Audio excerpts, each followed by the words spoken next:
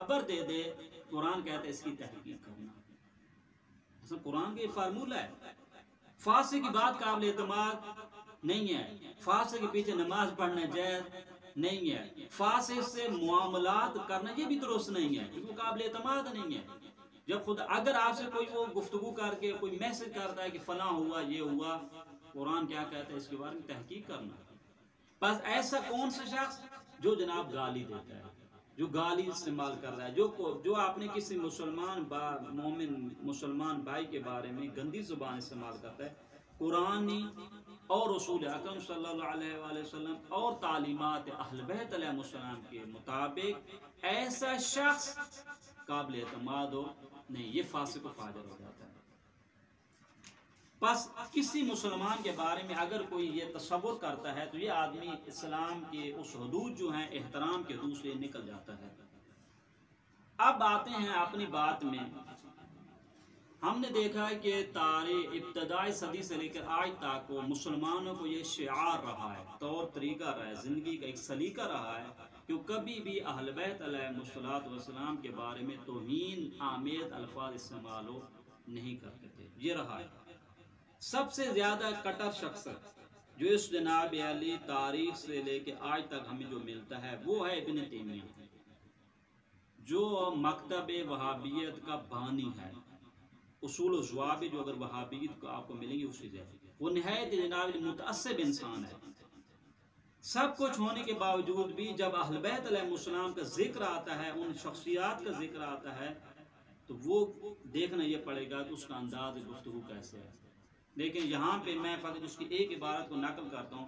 جب اس نے ہمارے ساتویں امام کا ذکر کیا، مولا امام موسیٰ بن جعفر علیہ افضل التحیات والثناء، تو منہاج السنہ النبوی، منہاج السنہ النبویہ جو کتاب ہے یہ مرحوم علامہ ہلی کے جواب میں کتاب لکھی گئی. اس کا موضوع کیا جناب شیعوں کے خلاف ہے یہ کتاب. وہاں پہ جناب یہ نقل کرتا ہے جناب علی کہ مولا امام کاظم علیہ السلام کون سی شخصیت تھی. کیا ہمیں جسارت اتنی بنتی ہے کہ ہم اس کے بعد بولیں؟ ابن تیمیہ جیسی شخصیت ہے جس کے بارے میں آپ کہہ سکتے ہیں یہ ناسبی بھی ہے. اس میں کچھ ایسے مطالعے ملتے ہیں جس کو اس کو ناسبی ان پہ دلالت کرتے ہیں. لیکن اس کے باوجود بھی جب میرے مولا آقا امام کاظم علیہ السلام کا ذکر ہے تو اس کا یہ جملہ تھا، موسیٰ بن جعفر مشہور بالعبادت والنسک. امام کاظم وہ شخصیت ہے جس کے بارے میں یہ شہرت تھی کہ وہ عبادت اور اللہ تعالیٰ کی بندگی میں کس مقام پر فائز تھا. اب کس کے بارے میں گفتگو کر رہے ہیں بھائی؟ جو اصلا جناب مشہور ہے. اگر مشہور کس میں ہے بھائی؟ چار دیواری میں نہیں ہے مشہور. مسلمانوں کو جامع اسلامی میں شہرت امام کی کس چیز سے ہے کہ وہ انسان ہے جو عابد عبادت گزار ہے، جس کی زندگی کا وتیرہ کیا ہے اللہ تعالیٰ کی بندگی. یہ کون کہہ رہا ہے جناب علی؟ یہ برادران نے وہابی کی نہایت اہم شخصیت ابن تیمیہ. ان کی کتاب ہے منہاج السنۃ النبویہ، 9 جلدی کتاب جس سے میں نقل کر ہوں. جلد نمبر 4 ہے، صفحہ نمبر 56 میں ہے یہ گفتگو. اور یہ جو چاپ ہے جامع الامام محمد ابن سعود علیہ السلامیہ کی چاپ ہے، الطبعۃ پہلی چاپ ہے 1986 کی چاپ ہے، اس میں یہ اس نے جملہ کہا. اب آپ چلے جائیں جناب علی اس سے پہلے امام کاظم علیہ السلام کے بارے میں کیا تأثرات تھے. ابو حاتم رازی دیکھیں، ایک کتاب ہے ابن ابی حاتم رازی کی تفسیر بھی ہمیں ملتی ہے، اسی کی ایک کتاب ہے الجرح والتعدیل. ابن ابی حاتم رازی ہے 327 میں اس کی وفات. کس زمانے کا عالم ہے؟ 4تھی صدی کا عالم ہے. 3ری صدی اور 4تھی صدی کا عالم ہے. اس زمانے کا عالم ہے. وہ یہ بیان کرتا ہے کہ جب میرے بابا سے کسی نے پوچھا، کون کہہ رہا ہے؟ ابن ابی حاتم. ابن ابی حاتم کون ہے؟ عبد الرحمن. اس کی کتاب الجرح والتعدیل ہے، اس میں یہ نقل کرتا ہے. جب اس کا راوی نمبر 625 ہے، جب میرے مولا آقا امام کاظم علیہ السلام کی حالات زندگی بیان کرتا ہے تو وہاں پہ یہ نقل کرتا ہے کہ جب میرے والد سے پوچھا گیا، کون؟ ابن ابی حاتم کہہ رہے ہیں میرے بابا یعنی ابو حاتم سے پوچھا گیا تھا امام کاظم علیہ السلام کے بارے میں. اس وقت ابو حاتم رازی کے یہ جملہ تھا، انہوں نے کہا تھا ثقۃ صدوق امام من ائمۃ المسلمین. امام کاظم کون ہے؟ ثقۃ، نہایت ہی قابل اعتماد شخصیت ہے. صدوق، نہایت ہی سچا انسان. امام من ائمۃ المسلمین، مسلمانوں کے اماموں میں سے ایک امام ہیں۔ آپ کس کی توہین کر رہے ہیں بھائی؟ کون سی شخصیت ہے؟ آپ کم از کم اپنی کتاب کو مطالعہ کرنا چاہیے۔ راوی نمبر 625 ہے کتاب الجرح والتعدیل، ابن ابی حاتم رازی۔ یہ جو میں نقل کر رہا ہوں، یہ جو چاپ ہے حیدرآباد دکن کی ہے، ہندوستان کی ہے، اور اسی طرح خود چاپ بیروت کی چاپ ہے۔ اب یہی اگر الفاظ لکھ دیں کسی، آج کل تو ماشاءاللہ ڈیجیٹل لائبریری میں یہ چیزیں مل جاتی ہیں، یہی عبارت لکھ دیں ثقۃ صدوق امام من ائمۃ المسلمین، اور اسی عبارت کو کوڈ کیا کس نے، ریکارڈ کیا منہاج سنن نبی ابن تیمیہ نے، اس نے اسی مطلب کو نقل کیا ہے۔ اس نے کہا ابو حاتم رازی یہ کہتے ہیں کہ امام کاظم کون تھا؟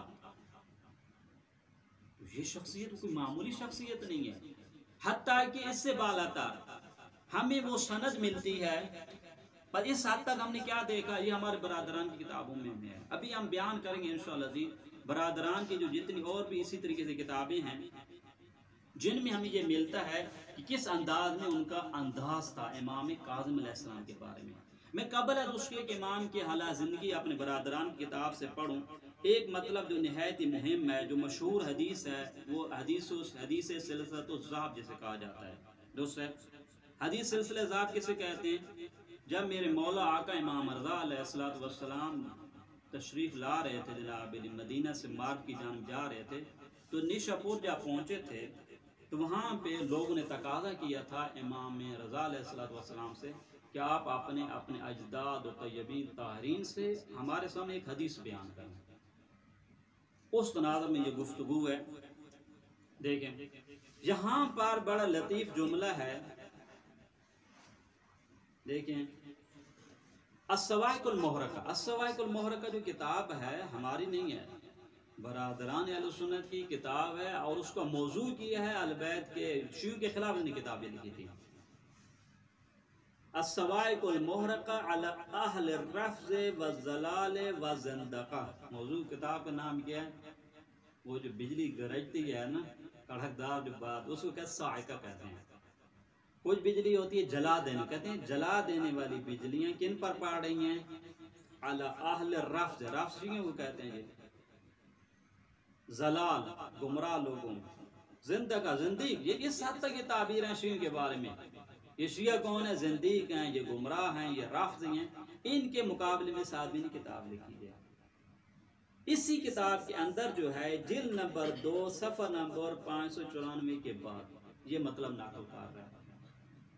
یہ فرماتے ہیں کہ ولما داخلہ نشاپور کما فی تاریخہا، یہ تاریخی مطلب بیان کر رہا ہے، یہ نہیں رہے کوئی کہے جناب علی یہ تو اس نے لکھا، جیسے کہ تاریخ میں یہ نقل ہے کہ جب میرے مولا آقا امام رضا علیہ السلام کہتے ہیں وہاں پہ تشریف لائے تھے، تو سب سے آگے آگے کچھ محدث لوگ موجود تھے، دو کا نام یہ ریکارڈ بیان کر رہے ہیں، ابو زرع الرازی اور محمد ابن مسلم اسلم توسی جو ہیں یہ وہاں پر موجود تھے، محمد ابن اسلم یا محمد ابن مسلم التوسی، اور اس کے ساتھ ان دونوں ساتھ جو یہ بزرگان تھے، اس زمانے کے علماء تھے، برادران اہل سنت کے محدث ہیں، اور ان کے ساتھ ساتھ جناب علی ہزاروں کی تعداد میں سٹوڈنٹ موجود، طلبہ موجود ہیں، یہ آ رہے ہیں ساتھ ساتھ میں۔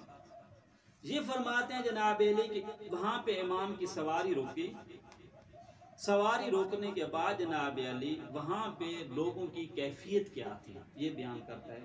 کہتے ہیں لوگوں کی کیفیت یہ تھی کہ لوگ جو ہے، اب جہاں دیکھیں کچھ لوگ مولا کے آگے آگے مختلف آوازیں نکال رہے تھے، خوشی کی آوازیں، خوشی کیا ہوتا ہے ابھی کون آ گیا بھائی، کچھ لوگ خوشی کے آنسوں سے رو رہے تھے، لوگوں میں اتنا شور شرابہ تھا، امام کی آمد پہ شور شرابہ ہو رہا ہے۔ وہاں پہ فرماتے ہیں علماء نے لوگوں کو چپ کرانے کے لیے کہا، چپ ہو جائے۔ یہاں پہ یہ فرماتے ہیں، خود یہ فرماتے ہیں ابو زرع جو ابھی جس کا ہم نے نام لیا ہے، یہ امام کی خدمت میں عرض کرتا مولا آپ، چونکہ امام جس سواری میں تھے، امام اماری میں تھے، اس کے اوپر پردہ تھا، تو یہ کہتے ہیں مولا آپ اپنا دیدار تو کرائیے، اور اپنے اجداد طیبین طاہرین سے ہمارے سامنے ایک حدیث کو نقل کیجیے۔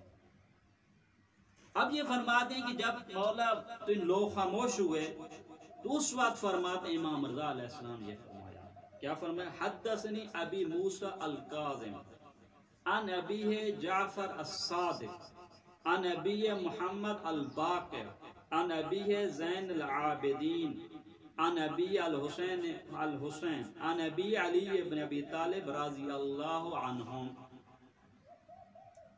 یہ حدیث ہے امام رضا علیہ السلام فرماتے ہیں میں اپنے بابا امام کاظم، وہ اپنے بابا امام صادق، وہ اپنے بابا امام باقر، وہ اپنے بابا امام زین العابدین، وہ اپنے بابا امام حسین علیہ السلام مولا امیر المومنین علیہ السلام سے نقل کرتے ہیں کیا؟ مولا علی فرماتے ہیں قال حدثنی حبیبی وقرۃ عینی رسول اللہ صلی اللہ علیہ وسلم۔ مولا علی فرماتے ہیں کہ مجھ سے بیان کیا کس نے؟ میرے حبیب نے، میری آنکھوں کی ٹھنڈک میرے پیارے رسول صلی اللہ علیہ وآلہ وسلم نے یہ فرمایا حدثنی جبرائیل یہ مطلب میرے سامنے لے کے آیا، کون سا؟ انہوں نے مجھے یہ حدیث بیان کی ہے کیا؟ قال سمیت رب العزہ، جبرائیل یہ فرما رہے ہیں کہ میں نے رب العزت سے یہ سنا ہے کہ اللہ تعالیٰ یہ فرما رہا ہے لا الہ الا اللہ حسنی فمن قالها داخل حسنی، کلمہ لا الہ الا کیا؟ میرا قلعہ ہے، اور جس نے اس کلمہ طیبہ کی تلاوت کیا اور اس پہ اقرار کیا قالہا داخل حسنی، وہ میرے حسن میں، میرے حصار میں آ گیا، قلعے میں آ گیا، ومن داخل حسنی آمن من عذابی، اور جو میرے قلعے میں آ گیا وہ میری عذاب سے کیا ہو جائے گا؟ محفوظ ہو گیا۔ یہ حدیث بیان کی ہے۔ اب یہاں پہ غور کیجئے، مختلف طریقے سے اس کو جناب علی، یہ حدیث ہم نے السوائق محرقہ میں بھی ہے، اسی طریقے سے ابھی میں اور بھی ایڈریس بتا دوں برادران کی خدمت میں۔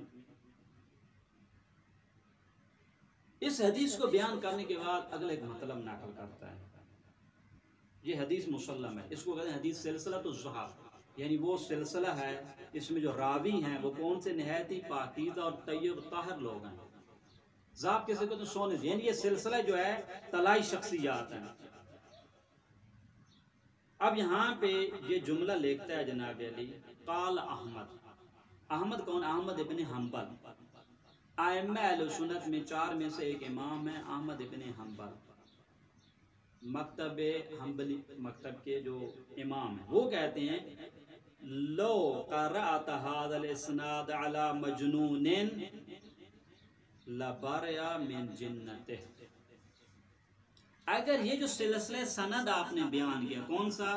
امام رضا فرماتے ہیں میں نے اپنے بابا کاظم سے، انہوں نے اپنے بابا امام صادق، وہ امام باقر علیہ السلام، وہ امام زین العابدین علیہ السلام، وہ امام حسین علیہ السلام، وہ امیر المومنین، وہ علی، کہتے ہیں یہ جو سلسلہ سند ہے، اگر کسی پاگل دیوانے مجنون آدمی پہ یہی سلسلہ پڑھ دیا جائے تو وہ آدمی شفا یاب ہو جائے گا۔ کون ہے؟ یہ شخصیات ہیں، ان شخصیات کی برکت سے اللہ تعالیٰ اس انسان جو مجنون ہے، دیوانہ ہے، عقل و خیرت سے بھی بہرا ہو چکا ہے، تو وہ جناب سے سالم ہو جائے۔